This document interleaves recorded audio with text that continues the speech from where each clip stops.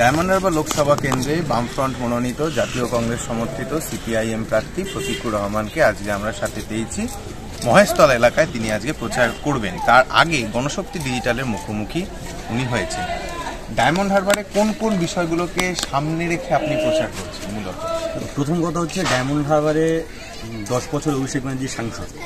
এই 10 বছরে ডায়মন্ড হারবার বিস্তীর্ণ এলাকা, সে ডায়মন্ড হারবার হতে পারে, ফলতা হতে পারে, বজবজ হতে পারে, বিষ্ণুপুর হতে পারে, তাই বিস্তীর্ণ এলাকার মানুষ এখনো 10 বছরে কোনো ভোটাধিকারে অংশগ্রহণ করতে পারেনি, না পৌরসভা, না পঞ্চায়েত, না লোকসভা, না বিধানসভা।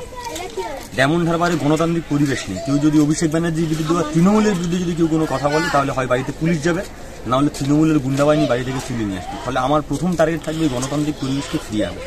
2 নম্বর হচ্ছে, এন্টায়ার ডায়মন্ড হারবার লোকসভা কেন্দ্র জুড়ে পানীয় জলের সমস্যা। এই গরম, তীব্র গরম, তুমি নিশ্চয়ই দেখছো, দরদর করে ঘামছো, কিন্তু তুমি এখানে লোকজনের জিজ্ঞেস করো, পানীয় জলের সমস্যা, লোক পানীয় জল পায় না।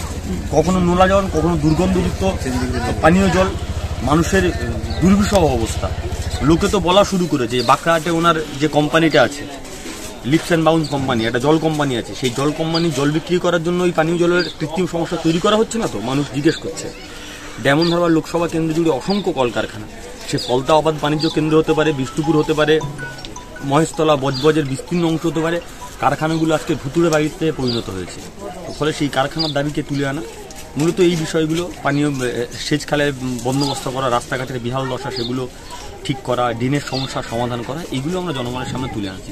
মূল কথা হচ্ছে রুটি, কাপড়া, মাকান, স্বাস্থ্য, শিক্ষা, বাসস্থান। ছাত্র আন্দোলন করার সময় বিভিন্ন আন্দোলনে আপনি স্লোগান দিয়েছেন, শিক্ষা হোক সবার, সবার জন্য কাজ চাই। ডায়মন্ড হারবার রোড জুড়ে একটা সময় একের পর এক কারখানা ছিল, এখন সেখানে সেঞ্চুরি প্রায় ঢুকছে, বোরোলিন ঢুকছে, প্রায় বন্ধ। তাহলে এমপি প্রতীকুর রহমানের কি টার্গেট থাকবে যে শিল্পায়নে, কর্মসংস্থান? একদমই। শুধু তুমি তো দুটো কথা বললে, ফলতা অবাধ বাণিজ্য কেন্দ্র তৈরি করা হয়েছে, 4 শিফটে কাজ হতো এবং কয়েক লক্ষ অধিকাংশ মহিলারা সেখানে কাজ করতো। সেই কারখানাটা শুধুমাত্র তোলাবাজি করে বন্ধ করেছে। এখন 1 শিফট 2 শিফট কোনো রকম টিম করে চলে।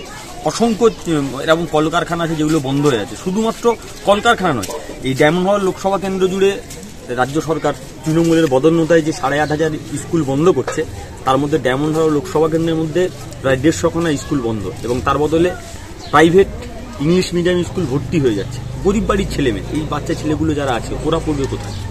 ইংলিশ মিডিয়াম স্কুলে পড়ানোর মতো ক্ষমতা ওদের নেই। 30,000, 40,000, 50,000, 1 লাখ টাকা মাইনে দিয়ে গরিব ঘর ছেলেমেয়েরা পড়াশোনা করতে পারবে? তো ফলে ছাত্র আন্দোলনের যে স্লোগান তুলেছিলাম আমরা, সবার জন্য শিক্ষা চাই, শিক্ষার সাথে কাজ চাই, এই দাবি আবার এমপি হিসেবে প্রতীকুর রহমান এবং এমপি ক্যান্ডিডেট হিসেবে প্রতীকুর রহমান জনগণের সামনে তুলে।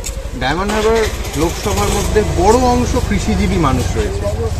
কৃষিজীবী মানুষদের উন্নয়নের জন্য, তাদের জন্য কি পরিকল্পনা আপনার? জ্যোতির্ময় বোস যখন সাংসদ ছিলেন, তখন 1 ফসলি জমিকে 2 ফসলি 3 ফসলি জমি করার জন্য সুতি খালের ব্যবস্থা করেছিল। নদীর সঙ্গে বড় খালের সঙ্গে ছোট ছোট খাল পুরো কৃষি অঞ্চলকে কানেক্ট করেছিল।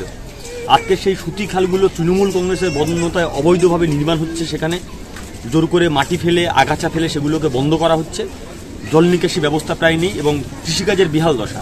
তুমি ডায়মন্ড হারবার লোকসভা কেন্দ্র যদি, আমি ছোটবেলায় দেখেছি, মাঠের পর মাঠ, এই গরমকালে মাঠের পর মাস চাষ হতো, এখন চাষ নেই। বর্ষাকালেও চাষ হয় না।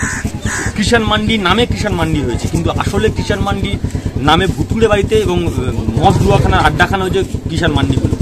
তো ফলে নতুন করে আবার কৃষি ব্যবস্থাকে ঢেলে সাজানোর চেষ্টা করা, যাতে কৃষকরা ফসলের দাম পায়, যাতে সারে ভর্তুকি আসে, যাতে উপযুক্ত জল নিকাশি ব্যবস্থা হয়, সেচ ব্যবস্থা যাতে ভালো হয়। এইসব লড়াই বিজেপি এবং তৃণমূলের সাথে, নাকি না বিজেপি সমর্থিত তৃণমূল কংগ্রেস প্রার্থী? প্রথম তো বিজেপি আর তৃণমূল আলাদা কোনো দল নয়। বিজেপি সমর্থিত তৃণমূল কংগ্রেসের প্রার্থীর নাম হচ্ছে অভিষেক ব্যানার্জি। একটা ডেমি ক্যান্ডিডেট দিতে হয়, আগেও বলেছি আমি, অনেক আগে ভবিষ্যৎবাণী করেছি, একটা ডেমি ক্যান্ডিডেট দিতে হয়, তাই বিজেপি একটা দিয়েছে, আজকে শুনলাম দিয়েছে। একটা ডেমি ক্যান্ডিডেট দিতে হয়, তাই দিয়েছে। ফলে লড়াইটা বিজেপি বা তৃণমূলের বিরুদ্ধে নয়, কারণ ওরা মানুষের বিরুদ্ধে। ফলে আমি কাউকে প্রতিপক্ষ মনে করছি না, মানুষ ওদেরকে প্রতিপক্ষ মনে করে, তাই তোরা ভয় পায়, তাই তোরা ভোট দিতে দেয় না, তাই তোরা পঞ্চায়েতে লুট করে, পৌরসভাতে লুট করে। ফলতা ডায়মন্ড হারবারে পঞ্চায়েতে ভোট দিতে দেয়নি। শুধু ফলতা নয়, ফলতা, ডায়মন্ড হারবার, বিষ্ণুপুর, বজবজ একটা বড় অংশ, এই 7টা বিধানসভার মধ্যে 6টা বিধানসভাতে প্রায় মানুষকে ভোটাধিকারে অংশগ্রহণ করতে দেয়নি। কাউন্টিংয়ে বুদ্ধ হয়ে 1 জুন কি পরিকল্পনা থাকবে? মানুষকে কিভাবে ভোট কেন্দ্রে নিয়ে যাওয়ার জন্য কি পরিকল্পনা থাকবে? वक्त आने दे তখন ঠিক বলা হবে। সব তো আর ওপেন স্ট্র্যাটেজিতে বলা যাবে না, আছে নিশ্চয়ই পরিকল্পনা আছে, মানুষ যারা তার ভোটাধিকারে অংশগ্রহণ করতে পারে তার জন্য পরিকল্পনা তো নিশ্চয়ই আছে, সেই পরিকল্পনা অনুযায়ী কাজ চলবে। তৃণমূল যদি মনে করে যে পঞ্চায়েতের মতো বিধানসভার মতো বুথ দখল করবে, ভোট জাম করবে, সে গুড়ে বাড়ি। আমরা প্রস্তুত হচ্ছি, আমাদের কমরেডদের নিয়েই প্রস্তুত হচ্ছি, প্রতিটা বুথে বুথে ব্যারিকেড। ধন্যবাদ। আপনারা দেখলেন প্রতিকুল রহমানের কথা, গণশক্তি ডিজিটালের সাথে প্রতিনিধি মহেশতলা।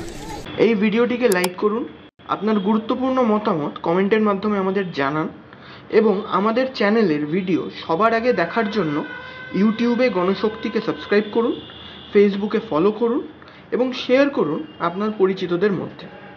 আমাদের চ্যানেলে আপলোড হওয়া ভিডিও নোটিফিকেশন পেতে বেল আইকনটি ক্লিক করতে ভুলবেন না।